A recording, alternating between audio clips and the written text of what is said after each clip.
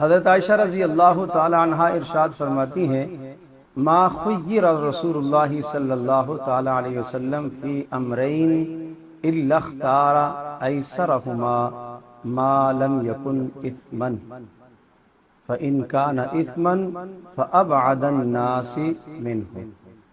ارشاد فرمایا ایک زندگی کا بڑا خوبصورت ضابطہ رسول اکرم صلی اللہ تعالی وسلم کی پیاری زندگی سے ہمیں ملتا ہے۔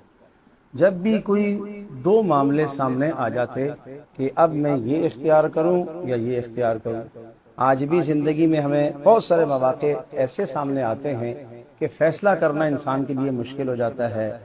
دنیاوی معاملات کے اندر دسیوں جگہ پر انسان کے سامنے ایسے معاملات آتے ہیں کہ فیصلہ کرنا آدمی کے لیے مشکل ہوتا ہے کہ میں یہ اختیار کروں یا یہ اختیار کروں، اس طرف جاؤں یا اس طرف جاؤں۔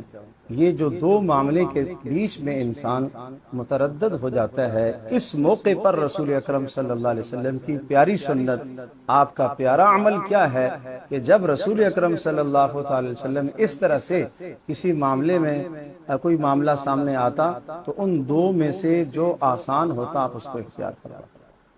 تو ہمیں بھی ایک اصول پتہ چلا کہ جب ہمارے سامنے دو چیزیں آ جائیں اور دو امر پیش آ جائیں کہ ان دونوں میں سے ہم کس کو اختیار کریں، اور آدمی ایسے موقع پر تردد میں ہو تو کیا کرنا چاہیے؟ جو آسان ہے اس کو اختیار کریں، مگر شرط یہ ہے کہ اس میں گناہ کی چیز نہ ہو۔ رسول اکرم صلی اللہ علیہ وسلم آسان والی صورت کو اختیار کرتے تھے لیکن جب گناہ نہ ہو۔ ہاں، اگر اس آسان والی صورت میں گناہ کی بات ہے تو پھر رسول اکرم صلی اللہ علیہ وسلم گناہوں سے بہت دور رہا کرتے تھے۔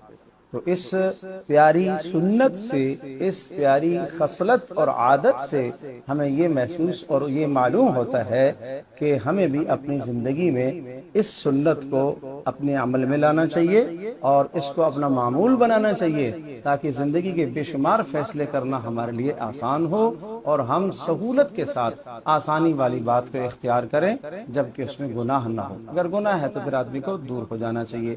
اللہ تبارک و تعالی ہمیں توفیق عطا فرمائے۔